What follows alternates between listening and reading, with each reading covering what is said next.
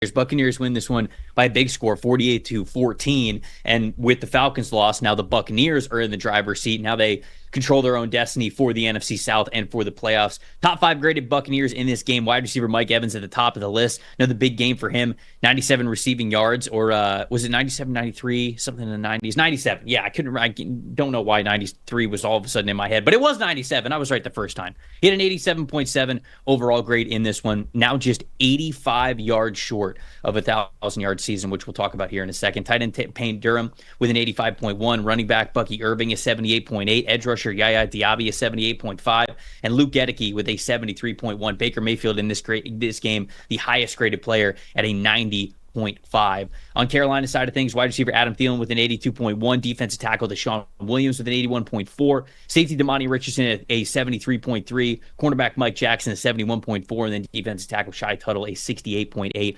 Bryce Young, an 80.3 overall grade in this one. What was your stat that told the story here, Dalton? You're going to hate me bringing out all the positive stuff on this one because it's, there's a decent chance you could lose him in the offseason. But I got to talk about Liam Cohen. You didn't keep anything under wraps. Unfortunately, people very much know what Liam Cohen is now doing down in Tampa, so I can't even hate you for it. Good. If they're already aware, then I feel free saying everything I'm about to. I'm going to say something about it, so if that makes you feel better, go ahead. Okay, good. Then if you're on board, then we're fine then. Okay, yep. Future head coach Liam Cohen. Look, there's a few elements of this offense I want to get into because it's an absolute nightmare to defend right now with the way he's calling it. One, season high 49 plays with motion involved in this game. The further we get into the season, and I thought he was doing a great job of it earlier in the season of creating matchups, especially with the receivers in motion, he's just leaning more and more into it, and you never know how the Bucs are going to line up. And even the personnel, sometimes you get both backs on the field. You get Jalen McMillan in the backfield running routes from the backfield. You got motion all over the place. We're creating matchups for Mike Evans. 11 of their 18 explosive plays in this game came on a play with motion. So that's one. Two, there has been a fundamental shift in their run game. Okay, Liam Cohen, kind of known under Sean McVay and even going back to his days as the OC at Kentucky, a lot of zone runs, a lot of outside zone runs. We kind of went with more of the Shanahan sort of scheme. The Bucs have changed to a gap scheme running team late in the season. Since week 10, third most gap scheme runs in the league behind the Eagles and the Colts. They're getting downhill. They're pulling these guards. They're moving Graham Barton around. They're getting on the second level very quickly, and I'll get into why that matters in a minute. But 123 of their 202 rushing yards in this game on gap schemes with a 91.1 rushing grade. So Bucky and Rachaad White and even Sean Tucker really comfortable behind this. And then working off of that, 166 yards in this game on play action, the most of the season. I mean, just an unreal combination of gap scheme, using the offensive line. You got an athletic offensive line. I mean, a really athletic offensive line down here in Tampa. Tristan Wirfs, Graham Barton's a good athlete. Cody Mauch's coming on the second half of the season. Luke Gedeke, you saw in the top 5. I mean, they have got athletes up front. They're getting on the second level. And what that has done, the combination of all of those things, the motion, the gap schemes where linebackers are reading the offensive linemen, right? And the play action, linebackers against Tampa Bay this year have a 45.5 grade this season. That's the lowest in the NFL. It is up. The more I'm watching, and I know this is the Carolina Panthers, but this has been all year with the Bucs. The more I watch their offense, it is a nightmare for linebackers, an absolute nightmare, because you don't know which way everything's going. Now they're putting in influence runs where the O-line will run counter one way and they hand it to Bucky just in a bunch of space off to the side. The play-action game is just perfect, especially over the middle of the field. Everything that they do, just like I think the Lions do the same thing, right? We've talked about this before. It stresses the living hell out of linebackers. And I'd be curious to see if they were to play, say, a Philadelphia again, with as well as Zach Bond and Nakobe Dean have played, if they could even fool those guys. Because the more I watch this offense, I don't even know how you play linebacker against it. There is so much going on. You see so many false steps taking. Trev, there were reps in this game when the Bucs ran play action. There was linebackers like falling over. I mean, it was like that. And I know, again, not every team is the Panthers, and they have maybe the worst defense in football, but I have no idea as a linebacker how you keep up with everything the Bucs are doing, and Liam Cohen's just doing a spectacular job of stacking this offense together.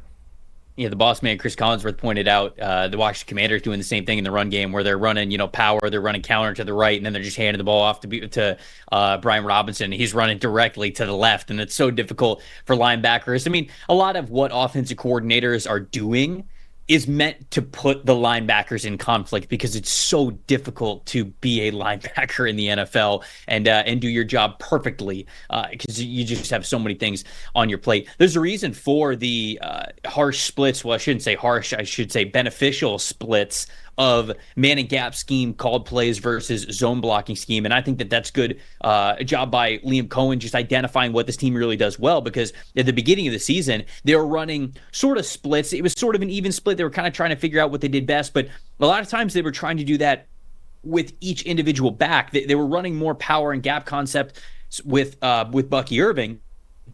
And then they were trying to do more of the zone thing with Rachaad White. And I don't remember exactly what the cutoff point was, 5, 6, 7 weeks into the season. They're sort of looking at things and they're going, man, Bucky's rushing grades are much better than Rachaad's. And obviously I think that Bucky is a more talented runner than Rachaad is. But I think they looked at the situation. They said, our offensive line is just way better between the trenches. It's way better between the tackles. It's made much better with pulling offensive linemen and running different man blocking concepts. And so they have leaned into that heavily. So I think that's a great job by Liam Cohen understanding what his offensive line does best. And now both of these backs are running a lot behind those types of blocking concepts. And it's obviously something that's really benefited them. Bucks EPA per play is just something that I also wanted to shout out because the offense overall is what I was going to say was the stat that told the story. 0.397 EPA per play. That was first in the NFL this week. The only team that had a higher EPA per play was the Baltimore Ravens in their blowout win over the Houston Texans, where it felt like they could not stop them at all whatsoever. So this is just another showcase of, man, this offense is humming. And getting to my most disappointing, as we sort of get into most disappointing and most impressive in this one, what holds the Bucks back from being a really legitimate playoff team. Now, I'm not saying that they can't win a playoff game. I am. I think the offense is clicking in a way where they can win a playoff game, especially if they're winning the division and they are hosting here. But the blown coverages, the defense, it continues to be an issue for this team. Going into the half, Todd Bowles even said to, I cannot remember who was talking with him at halftime. He said, quote, DBs need to get their heads out of their ass going into halftime. And I mean, he was correct. I mean, there were instances where I think that you saw that in the first half, the touchdown over the middle where Jamel Dean is playing in quarters. And it's just, he is so late on that play to recognize what the threat was going to be on that passing play. I mean, that's just one thing where you've got to have way better awareness than that. And he was it wasn't just a step behind. He was 2 steps behind, making that touchdown way too easy. And then the other bomb up the middle, Tyke Smith and Jordan Whitehead are just kind of staring at the receiver as he splits both of them and gets it open into the end zone. Nobody really turned in to make a play on the football. So I think that sort of goes into it. If you're a Bucs fan, that's what the worry is going into the playoffs is, can the defense sort of snap back into shape and really complement the offense the way they need to? And then I'll just wrap it up and say my most impressive is Mike Evans. 151.2 QBR when targeted in this game, 97 receiving yards, like I mentioned, 2 touchdowns, 85 yards away from 1,000 yards. Dalton, this is the best I've seen Mike Evans look in a long, long time. This might be the best I've seen Mike Evans look ever. I'm going to be honest with you. He looked uncoverable in this game. Now, you could say, all right, he was going up against Caleb Farley and Mike Jackson, and J.C. Horn wasn't playing in this game, and it's the Panthers defense anyways. They need some help this offseason. I understand that.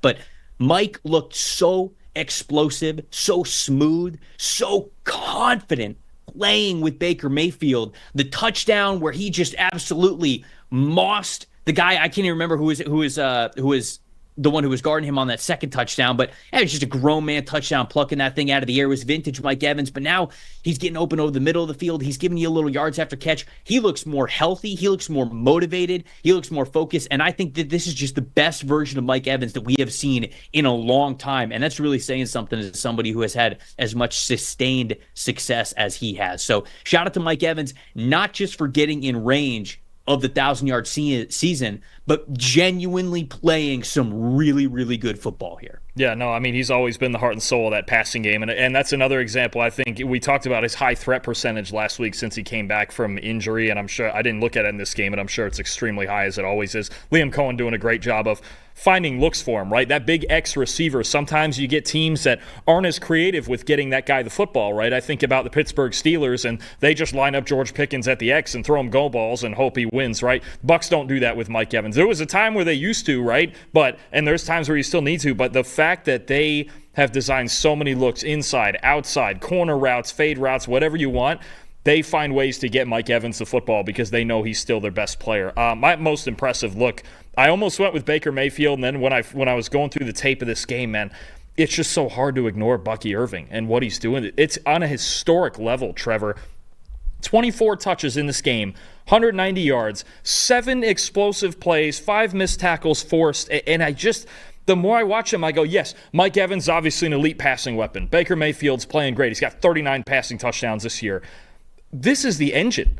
They have built an offense first and foremost around Bucky Irving, and obviously Rachaad White's played well too, but it's getting to a historic level here. Look, he's got a 90.3 overall grade this season, all right?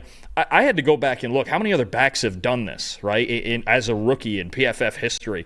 Backs with that at least 400 snaps played in the rookie season, okay? There's only 3 right now that are ahead of that 90.3 mark. Alfred Morris for Washington, who ran for over 1,600 yards.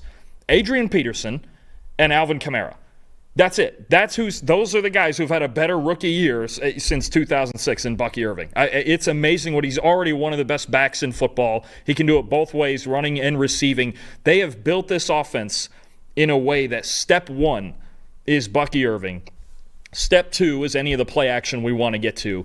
And step 3 is as many ways as we can get Mike Evans the ball as possible. And I think the fact that Irving is this good, I don't think I ever expected him to be this good, maybe ever. I mean, you could argue he's a top 5 back in the league right now, the way he's playing this season at a historic level, and he's going to continue to be the core of it. His production and the offensive line's improvement, especially in run blocking, is really what is driving this whole thing and opening all those opportunities for Baker Mayfield. Most disappointing, real quick, I mean, it doesn't make much of a difference the way the Bucs offense was playing, but the Panthers' pass protection, we've kind of seen some breakdowns the last couple weeks. 2 of their 3 lowest graded pass blocking games have been in the last 3 weeks against Dallas, and then obviously in this game against Tampa. They were in a lot of obvious passing situations. They were down by several scores in this game. And Bryce Young, great and 80 through it all. Props to him. I thought he played really well in the first half, actually. There isn't any part of this that's on Bryce Young. He's been really good. I think the Panthers can feel comfortable about Young going forward. So, as far as disappointing goes, it's a game where it is what it is. The Bucs were just on absolute fire, and there's not much the Panthers could have done about it. Thanks for watching, everybody. Make sure you like and subscribe the video. And if you don't have a PFF Plus subscription, you can get one to see all the premium stats that we talked about here on the show, plus the expert betting and fantasy advice over at subscribe.pff.com. The description is also right below, so if you are not a PFF Plus subscriber, you can become one today.